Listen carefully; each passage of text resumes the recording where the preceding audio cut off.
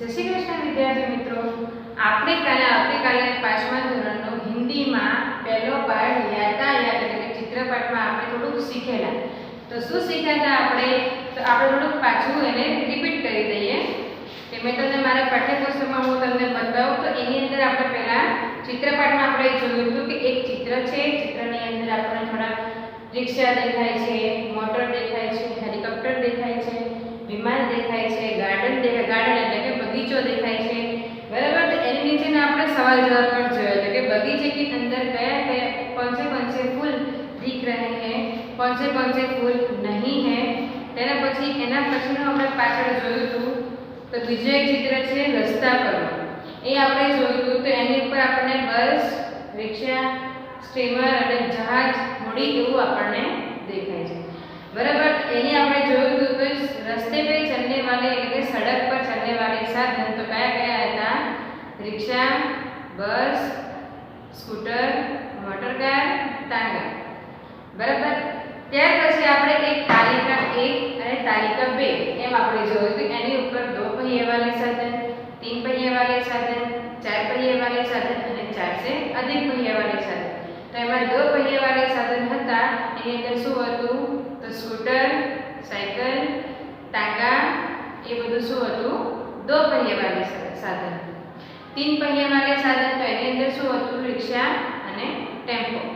ત્યાર પછી જે 4 पहिए वाले साधन તો એની અંદર આપણે ખાલી શું જોયું હતું? બસ. ત્યાર પછી હતું કે 4 से अधिक पहिए वाले साधन તો એની અંદર હતું રેલગાડી. ખાલી એક જ સાધન આવશે એમાં જ રેલગાડીની અંદર સૌથી વધારે પૈડા હોય એ આપણે ગણી શકીએ नहीं, એટલે એને કયું કહેવાય? 4 से अधिक.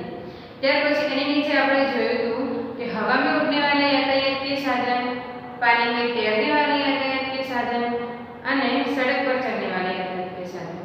तो सड़क पर चलने वाले यातायात के साधन तो એની અંદર શું આવે? रिक्शा, स्कूटर, बस, टेम्पो, टांगा. આ બધા શેની ઉપર આવે? सड़क पर चलने वाले. हवा में उड़ने वाले તો એમાં શું આવે? હેલિકોપ્ટર અને हवाई जहाज. हवाई जहाज એટલે કે વિમાન. વિમાન કો તો પણ ચાલે, हवाई जहाज કો તો પણ ચાલે. પછી હતું કે પાણી में तैरने वाली તો શું આપણે જોયું હતું? સ્ટીમર, જહાજ, નાવ અને સબમરીન. આ 4 શેમાં આવે? પાણી में तैरने वाले साधन. તો હું જાણું છું કે તમે એ બધું મોડે જ કરી દીધું હશે. તો હવે આપણે એના પછી આપણે જોવું છે કે એના પછીનું પેજ તમે જોશો, તમારી બુકમાં તમે ખોલીને જોશો તો અહીંયા પ્રશ્ન 6 અહીંયા મેં સૂચના મારેલી છે, તમે જોઈ શકો છો કે નીચે दिए गए टिकट का चित्र देखकर प्रश्नों के उत्तर दीजिए. बराबर છે? નીચે दिए गए प्रश्नों के उत्तर दीजिए. તો તમે જોઈ શકો છો કે અહીંયા એક ટિકિટ એટલે કે 2 ટિકિટ આપેલી છે. એક રેલવેની ટિકિટ છે તો એક બસની ટિકિટ છે. તમે બધા બસમાં તો ગયા હશો, બરાબર છે? અને ઘણા ટ્રેનમાં પણ મુસાફરી કરી હશે. જેનું ગામ દૂર હોય એ ટ્રેનમાં ગયા હશે અને જેનું કોઈનું ગામ નજીક હોય તો થોડા ટાઈમમાં પહોંચી જવાય 2-4 કલાકમાં તો બસમાં બી ગયા હશે. તો એવી રીતે આપણે બધા આ બંને ટિકિટથી આપણે બંને પરિચિત છીએ. તો પહેલી છે તો રેલવેની ટિકિટ છે અને બીજી ટિકિટ છે એ બસની ટિકિટ છે.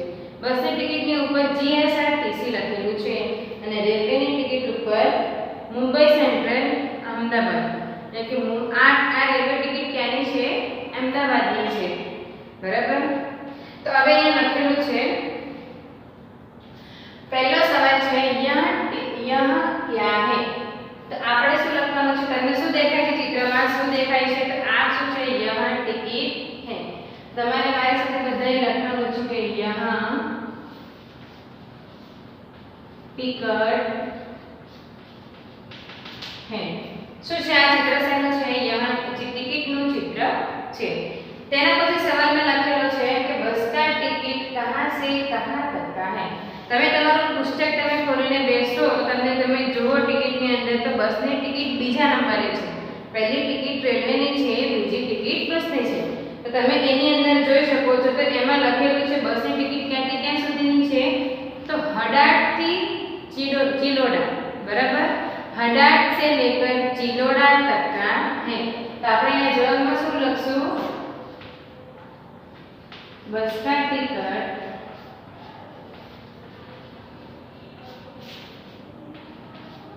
हडार से लेकर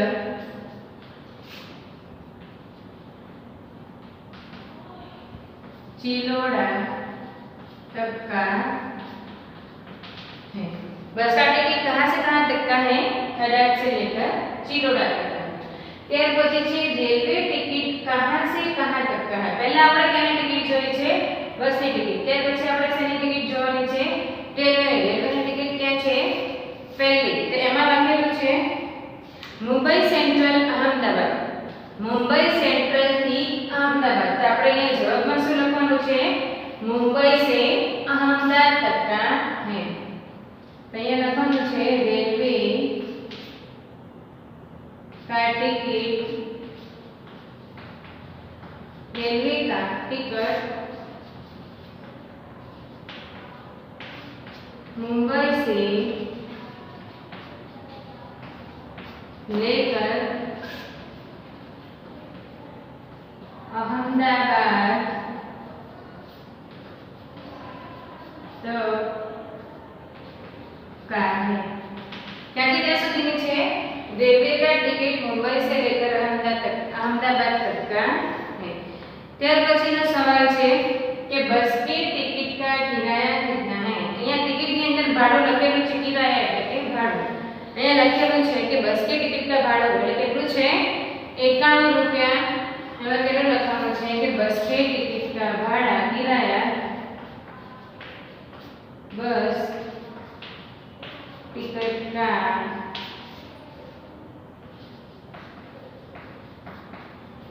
किराया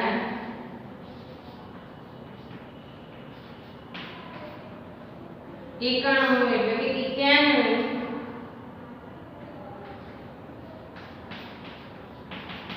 જાણે આમાં લખેલું છે 91 એટલે કે 91 રૂપિયાના ટિકિટ છે। ત્યાર પછી લખેલું છે રેલવે ટિકિટ का किराया पढ़कर बताइए। बराबर પહેલા શેનું આપણે જોયું તો બસ પછી શેનું છે? ટ્રેન એટલે કે રેલવે। તમે જોઈ શકો છો કે રેલવેની ટિકિટનું ભાડું કેટલું છે? અહીંયા લખેલું છે ટિકિટની અંદર 204 રૂપિયા। તો અહીંયા આપણે લખવાનું रेलवे टिकट का किराया 204 रुपये है। કેટલો રૂપિયા છે? 204। બસનું કેટલું છે? 91 રૂપિયા અને ટ્રેનનું કેટલું છે એટલે કે રેલવેનું કેટલું છે? 204। એના પછી છે રેલ ટિકિટ का दिनांक बताइए। એટલે આ ટિકિટ કઈ તારીખની છે એવું કહે છે। તો આની અંદર તમે જોઈ શકો છો તો આમાં લખેલું છે 11/11/2011। તો આપણે અહીંયા લખવાનું છે रेल टिकट का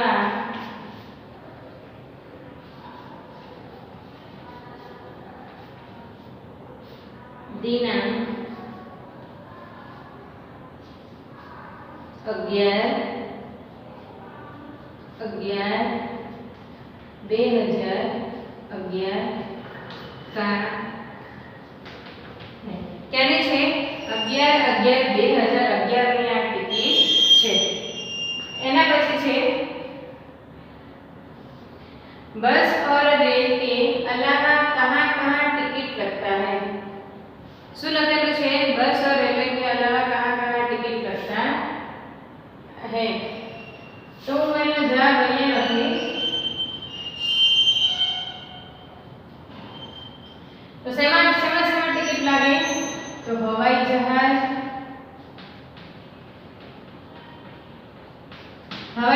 એટલે કે શું થાય? વિમાન, હવાઈ જહાજ। ત્યાર પછી છે સ્ટીમર।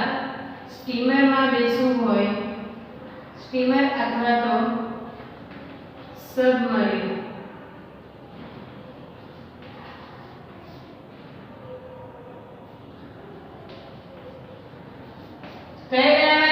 કે બીજામાં હવાઈ જહાજ અને સ્ટીમર અથવા તો સબમરીન. સબમરીનમાં આપણે તમે જુઓ છો કે એક જગ્યાએથી બીજા દેશમાં આપણે પાણી દ્વારા એટલે કે બોટ દ્વારા તમારે જવું હોય તો તમારે સબમરીનમાં બેસીને જવું પડે છે. તો સમજ પડી. અહીંયા કુલ કેટલા સવાલના જવાબ છે? 7. પહેલું છે यहाँ क्या क्या है तो શું છે? यहाँ टिकट है. પછી છે बस का टिकट कहाँ से कहाँ तक का है? तो बस का टिकट हड़ाद से लेकर चिलोड़ा तक का है. रेलवे का टिकट कहाँ से कहाँ तक का है? तो रेलवे का टिकट मुंबई से लेकर अहमदाबाद तक का है. बस के टिकट का किराया कितना है? એટલે કે બસના ટિકિટનું ભાડું કેટલું છે?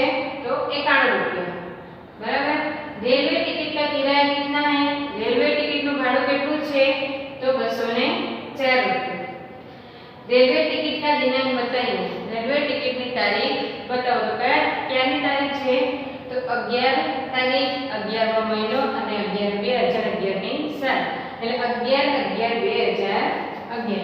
પછી છે બસ और रेलवे के अलावा कहां कहां टिकट लगता है? બીજું કઈ કઈ જગ્યાએ લાગે? તો હવાઈ જહાજ, સ્ટીમર અને સબમરીન. બરાબર. હવે એના પછી प्रश्न 7 છે. તો અહીંયા સૂચના મારેલી છે કે નીચે दिए गए चित्र का अवलोकन कर भेद स्पष्ट कीजिए. એટલે કે આપણે તફાવત, ભેદ એટલે કે તફાવત, આપણે બે તફાવત પડેલા છે. તમે જોઈ શકો છો કે તમારા ચોપડીની અંદર તમને ચિત્ર 1 અને ચિત્ર 2 એવું અહીંયા દોરેલું છે. તો અહીંયા મેં ચિત્ર 1 એટલે કે પહેલું ચિત્ર જોઈને એમાં આપણે તફાવત લખવાનો છે. તો મેં અહીંયા લખેલું છે કે દો લડકે ખેલ રહે હૈ. તમે જોઈ શકો તો અહીંયા બે છોકરાઓ રમે છે. પછી છે બગીચે કા દ્રશ્ય હૈ. શેનું ચિત્ર દોરેલું છે? અહીંયા બગીચેનું. પછી છે कुत्ता हड्डी के पास खड़ा है. हड्डी એટલે કે હાડકું, એક હાડકું ત્યાં પડેલું છે એટલે કૂતરો હાડકાની પાસે પડેલું ઊભો છે. एक लड़का गेंद से खेल रहा है. गेंद એટલે કે દડો એટલે કે તમે જે બોલ કહો છો તે. એટલે શું કહે છે કે એક છોકરો દડાથી રમી રહ્યો છે. એક फिसलन पट्टी है. फिसलन पट्टी એટલે કે લસર પટ્ટી. એક લસર પટ્ટી જોવા મળે છે. એવી જ રીતે આપણે બીજા ચિત્રનું અવલોકન કરવાનું છે એટલે કે તફાવત કરવાનો છે કે આ ચિત્રમાં અને આ ચિત્રમાં શું તફાવત છે અહીંયા આપણે લખશું. તો અહીંયા શું લખેલું છે? પહેલું મેં दो लड़के खेल रहे हैं. બે લડકા રમી રહ્યા છે. બગીચે કા દ્રશ્ય है. અહીંયા બાજુના ચિત્રમાં પીછાનું ચિત્ર દેખાય છે બગીચાનું. એક લડકે કા ચિત્ર અધૂરા है. તમે જોઈ શકો છો કે એક ચિત્રમાં આંખો છે એટલે કે એના આંખો પગ ને એવું દેખાય છે. તો બીજા ચિત્રમાં તમને એના પગ દેખાતા નથી. એટલે આપણે અહીંયા ભેદ બતાવવાનો છે કે એક લડકે કા ચિત્ર અધૂરા है એટલે કે અધૂરું છે. एक लड़का गेंद से खेल रहा है. एक छोकरो दड़ा वडे रमी रह्यो छे. एक फिसलन पट्टी है. एक लसर पट्टी छे. बराबर. तो તમે જોઈ શકો છો કે બંને આપણે ચિત્રના અલગ અલગ ભેદ સ્પષ્ટ કરેલા છે.